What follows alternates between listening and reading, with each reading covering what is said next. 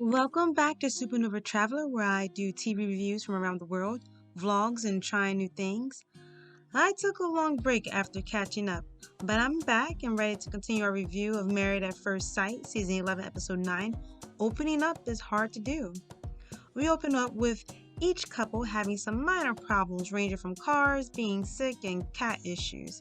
Let's dive deep into what these couples are up to. So, we meet up with Christina&Henry. And honestly, they had a pretty decent episode, but I feel like it was forced. And I also feel like their first impression was such a train wreck. There's no coming back from it. But I digress.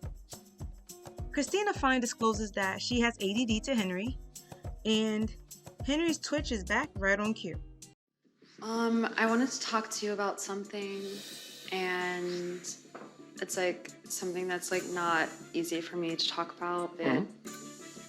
What? Like, okay, so I've been like off of my medicine for ADD, and I've like secretly kind of been struggling with it, like just trying to put on like a good front, and like it probably like explains like a few of my like impatient moments. I'm happy that she told him, but honestly, I think she is playing a sympathy card a bit. She heard from Kristen about how her sister passed away and how Henry was there for her, and before that moment, Henry had been very closed off. But he is a person that, if he's needed, he shows up. And I feel like Christine is kind of using this ADD situation, which I feel isn't as serious as someone passing away, as a way to get into Henry's good graces, as well as trying to get him to, I guess, like her more. But to be honest, I don't think it's gonna work. She's trying to push things along in this relationship, but I don't think it's gonna work. But hey, at least they are having a deep conversation now. That's what she wanted. Christina and Henry start to talk about love and continuing the journey of deeper conversation. And she says something that gives, the viewer a bit of a glimmer of hope. But Henry has already friend-zoned her. There is no coming back from that. How will you know when you're in love? I think sometimes it just hits you. I think sometimes you know right away. Yeah. But no, I mean, it's just a feeling. And I think you just know when it's there. Have you ever been in love before? Yeah. Okay. I feel like with my last ex, I was definitely in love with him.